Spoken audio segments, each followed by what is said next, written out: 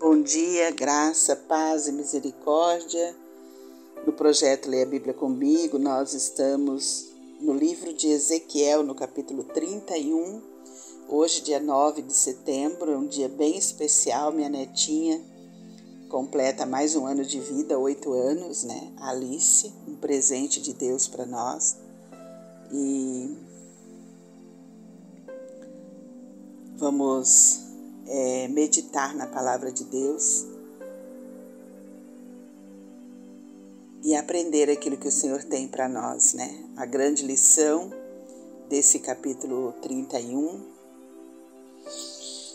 é que nós precisamos decidir deixar o nosso orgulho de lado e viver para o Senhor, né? O capítulo 31, ele declara o fim do Império da Síria, que era uma nação que governava na época, né? E governou todas as terras, né? E aí o profeta, ele faz uma linguagem alegórica para mostrar qual era a grandeza do império. Ele usa o exemplo de uma árvore, né? Então vamos à leitura. Capítulo 31 de Ezequiel. No 10º ano, no 3º mês, no 1º dia do mês, veio a minha palavra do Senhor, dizendo: Filho do homem, dize a Faraó, rei do Egito, a multidão a multidão do seu povo, a quem és semelhante na tua grandeza. Eis que a Síria era um cedro no Líbano, de lindos ramos, de sombrosa folhagem, de grande estatura, cujo topo estava entre os ramos espessos. As águas o fizeram crescer, as fontes das profundezas da terra o exalçaram e fizeram correr as torrentes no lugar em que estava plantado, enviando ribeiros para todas as árvores do campo. Por isso se elevou a sua estatura sobre todas as árvores do campo, e se multiplicaram os seus ramos, e se alongaram as suas varas por causa das muitas águas durante o seu crescimento. Todas as aves do céu se aninhavam nos seus ramos, todos os animais do campo geravam diante da sua fronte, e todos os grandes povos se assentavam à sua sombra. Então, essa linguagem figurativa mostra o reinado da Síria, né? O poder que a Síria tinha. Todos os povos da terra se assentavam à sua sombra. Eles governavam, eles tinham autoridade, né? Assim era ele, formoso na sua grandeza e na extensão dos seus ramos, porque a sua raiz estava junto às muitas águas. Significa que Deus os havia feito crescer, né? Os cedros no jardim de Deus não lhes eram rivais, os ciprestes não igualavam seus ramos e os plátanos não tinham renovos como os seus. Nenhuma árvore no jardim de Deus se assemelhava a ela na sua formosura. Então todo o crescimento da Síria tinha sido dado por Deus, né? Olha o verso 9. Formoso fiz com a multidão dos seus ramos. Todas as árvores do Éden que estavam no jardim de Deus tiveram inveja dele. Portanto, assim diz o Senhor Deus: como sobremaneira se elevou e se levantou o seu topo no meio dos espessos ramos, e o seu coração se exalçou na sua altura, eu o entregarei nas mãos da mais poderosa das nações, que lhe dará o tratamento segundo merece a sua perversidade. Lançá-lo-ei fora. Quer dizer, Deus tinha feito a Síria uma grande nação, mas os governantes da Síria se encheram de orgulho e de soberba e foram perversos com as nações que eles dominaram, né? Então Deus agora está lançando fora, abrindo mão desse reinado da Síria. Os mais terríveis estrangeiros das nações o cortaram e o deixaram. Caíram os seus ramos sobre os montes e por todos os vales os seus renovos. foram quebrados por todas as correntes da terra. Todos os povos da terra se retiraram da sua sombra e o deixaram. Todas as aves do céu habitaram na sua ruína, e todos os animais do campo se acolherão sob os seus ramos. Versículo 14 vai dar bem essa explicação para a gente, para que todas as árvores junto às águas não se exaltem na sua estatura, nem levantem o seu topo no meio dos ramos espessos, nem as que bebem as águas venham a confiar em si por causa da sua altura, porque todos os orgulhosos estão entregues à morte. Todos os orgulhosos estão entregues à morte.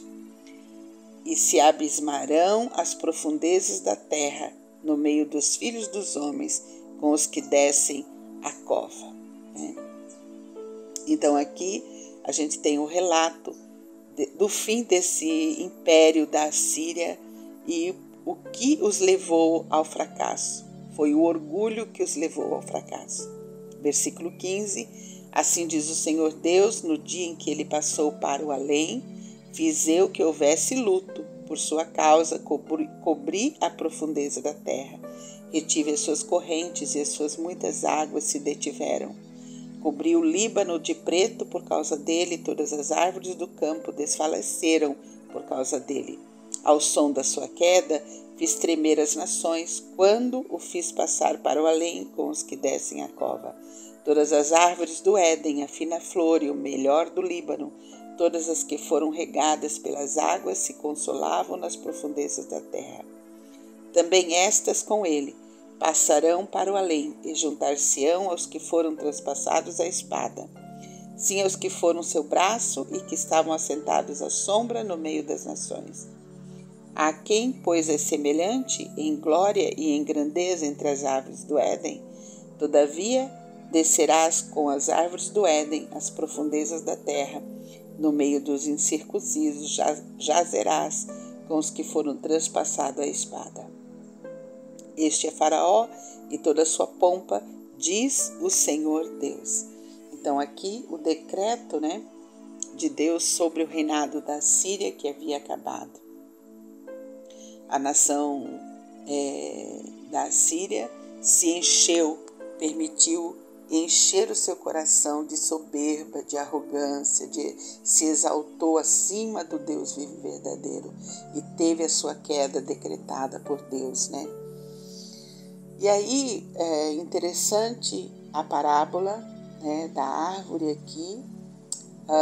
Ela buscava força nas águas profundas da terra e para poder crescer, Deus deu essa força, esse crescimento, Foi Deus quem fez ela crescer. E aí agora é Deus também que está promovendo a queda dela.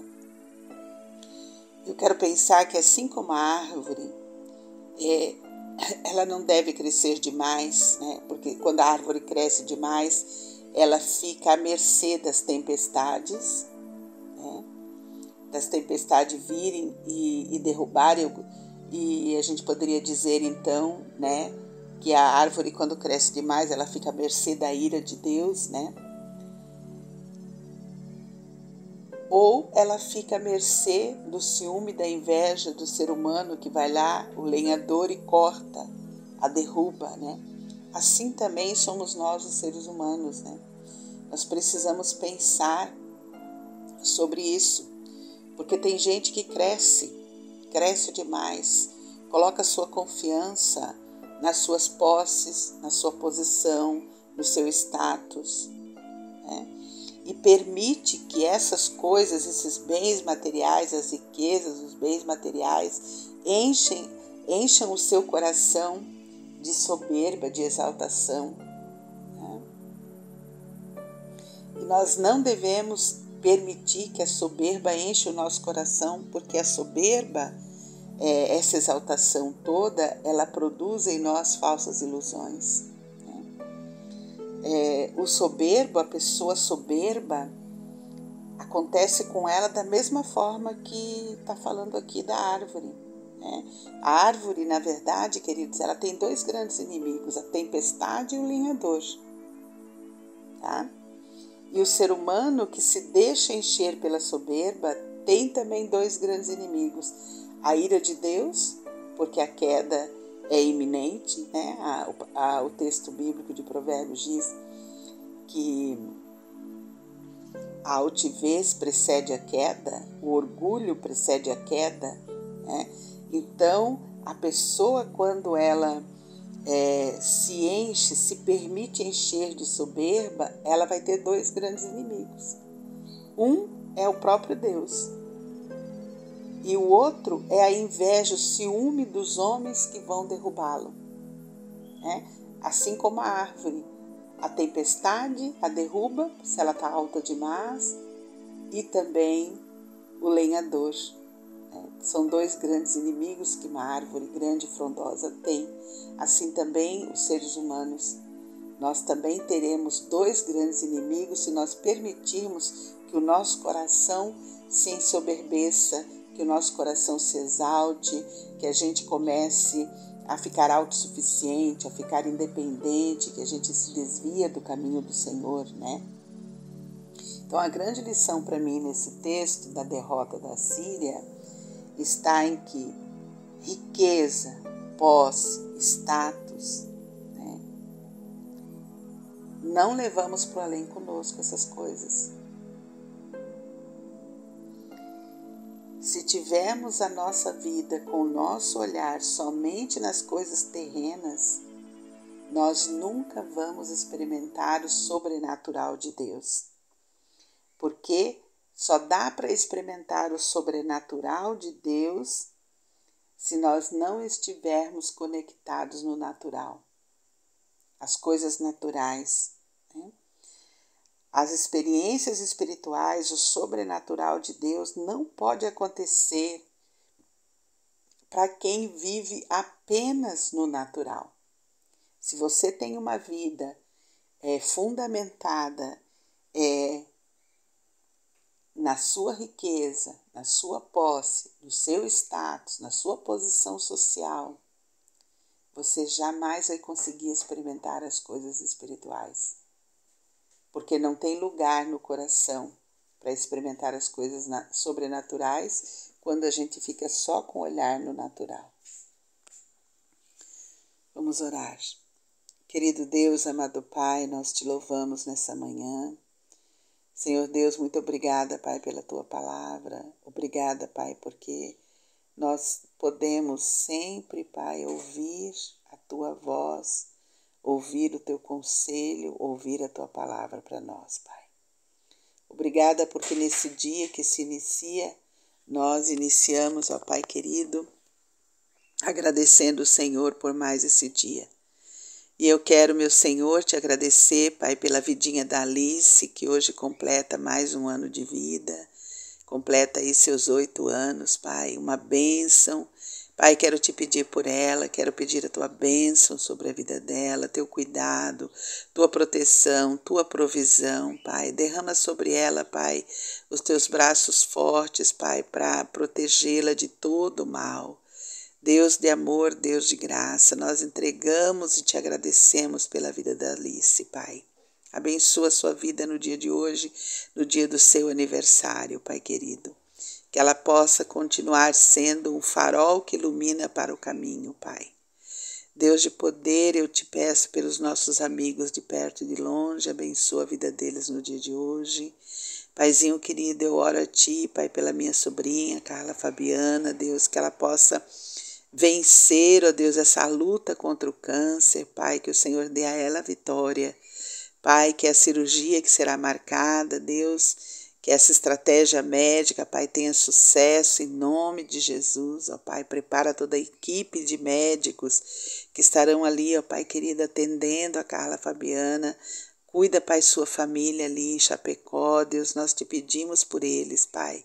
Pedimos que a tua boa mão seja sobre eles, Pai, trazendo orientação, trazendo instrução, trazendo cuidado, provisão. Acima de tudo, Pai, que eles possam conhecer o Deus vivo e verdadeiro, Pai, se apegando a Ti, ó Deus, nesse momento tão difícil, Pai. Ó Deus de poder e de graça, cuida do pastor Marcos ali, Deus, cura a sua enfermidade, Pai. Alcança a sua vida, Deus. Nós pedimos ao Senhor, ó Pai, para que nós tenhamos um dia cheio da Tua bênção, Pai, cheio do Teu cuidado, cheio da Tua proteção, Pai. Nos abençoa, Senhor, nos abençoa no dia de hoje. Nós te pedimos assim, em nome de Jesus. Amém, Senhor. E até amanhã, se Deus nos permitir.